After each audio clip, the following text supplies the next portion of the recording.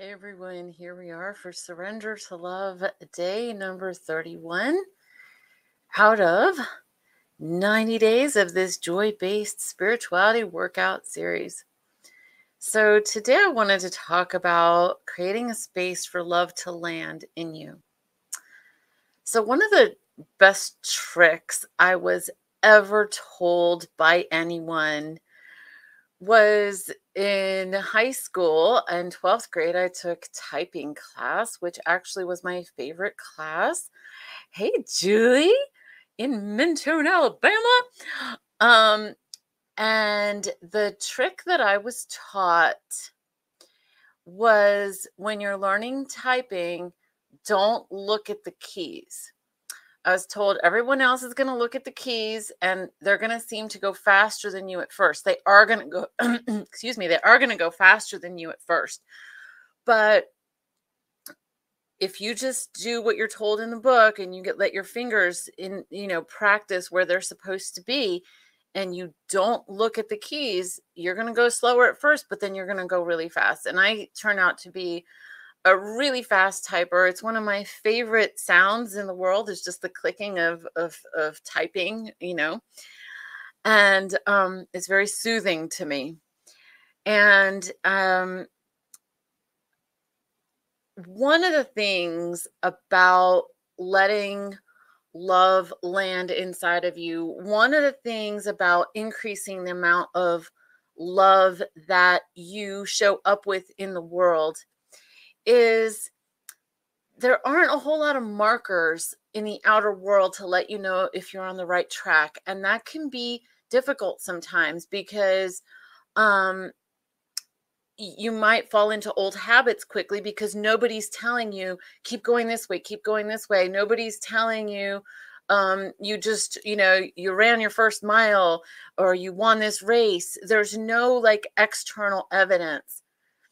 And one of my main dreams about joy-based living was that we would have a kind of container or the makings of a container that would show us if we were on the right track with letting love land inside of us and allowing ourselves to have relationships where we could give that love in full so that there can be an exchange.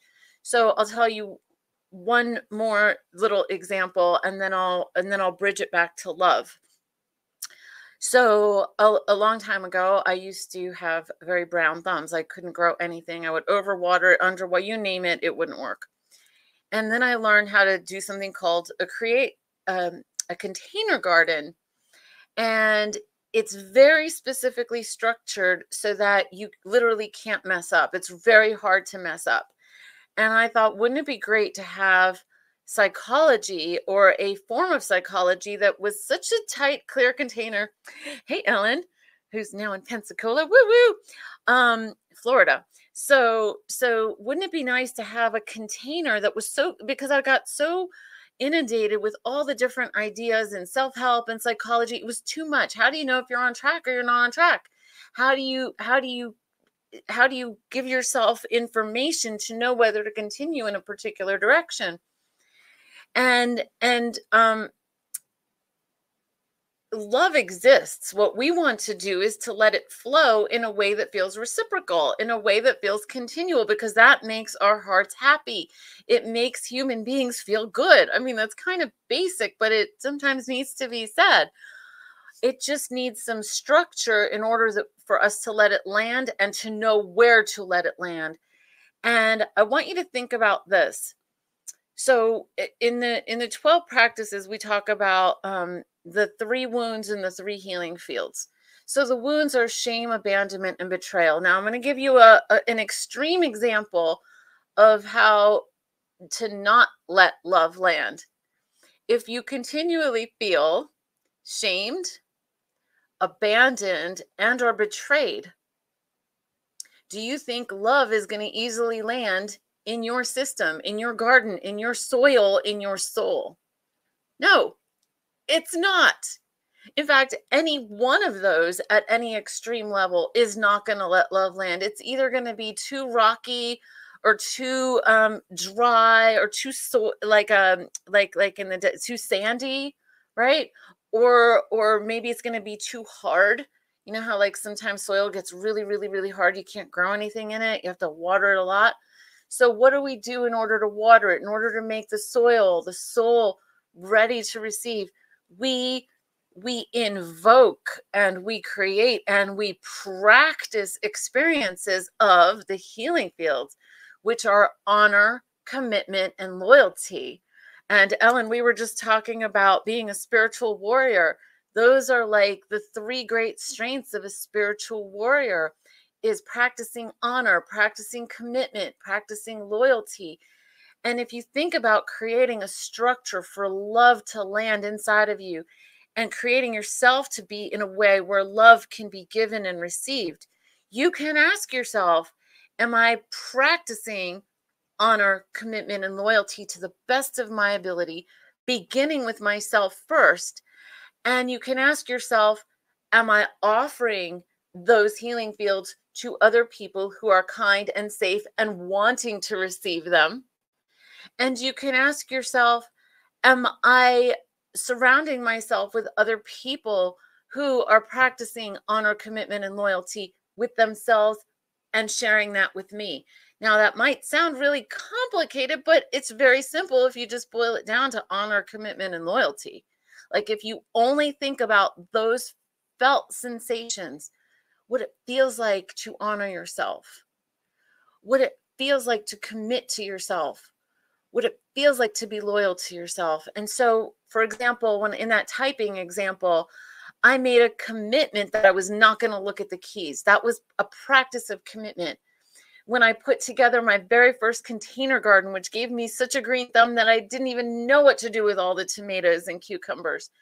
And I liked like the do-it-yourself model because I wanted to really learn how it worked. I wanted to understand it. And it was engineered to precision that when I put together that system, that putting together of the different structures, like an engineer, that puzzle, putting it together just right, that was an act of commitment. It feels even in my body right now like a felt sensation of commitment.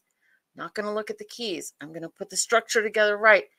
Honor is saying I'm going to honor myself by making a garden that I love, to feel like I have green thumbs. I want to feel like I have green thumbs. I want to have that sensation in my body, to identify myself as someone who has green thumbs. So there's honor, there's commitment, and loyalty. In those examples of typing and of the container garden, I was being loyal to achieve something that I wanted to achieve. I was being loyal to a vision I had in my mind of what was possible for me. Loyalty can also look like an intense prayer that you have of love for yourself or another person. Let yourself embody the felt sensation of loyalty. Play with what that feels like. And what will happen is that as you go forward with stronger practices, embodied sensations, memories, and moments of honor, commitment, and loyalty, number one, you will reduce the amount of time that you're experiencing shame, abandonment, and or betrayal. Number two, you'll increase relationships where you're experiencing honor, commitment, and loyalty. So those are meaningful, kind, and healthy relationships. And there was a number three in there. You will have markers, especially if you use a journal. Right now, I'm working on creating a journal, which is called the Joy-Based Living Planner, Daily Self-Reflections for Inspired Action. And what you can do in any journal or in that one is get to know your own experiences. Write down your own experiences of times that you experienced or expressed honor, commitment, and loyalty today. Like, it doesn't have to be like throughout your entire history. I'm giving you memories of mine of times I was successful at things, but those things are just metaphorical examples. The typing and the container garden, they're just metaphorical examples for what's possible in our relationships within ourselves and with each other. electricity requires different components to work together. Electricity is always there, but it requires grounding, it requires wiring, and it requires an output. Because if you don't have an output, there's no point for the electricity. So if you don't have a light bulb, what do you have the electricity for? So it's our relationships where we want to embody honor, commitment, and loyalty. When we do that, we feel more inspired and we feel more happy. Now, this doesn't just deserve to be in the realm of psychology or people who need help. This is worthy of being in the realm of success thinking. It's worthy of being in the realm of feeling more joy in our lives and in the world. We're living in a world right now that requires us to take this stand individually and independently and to find other people to support that stand, because our culture isn't just delivering it to us on the news or in the media or just in school. We have to create this. We have to stand for it. And what I'm standing for, that I'm inviting you to stand for, is to be on the team of love. That I want love to win. And I'm going to keep beating that drum for love to win. And I'm going to keep creating possibilities and engineering things so that love can win in a bigger way in my life and in your life. And that is my wish for you. And that has everything to do with surrendering to love. So surrendering to love, I started out this whole series by saying, surrendering to love isn't just like a flop. It's not just, now I get to be passive. It takes engineering in some ways.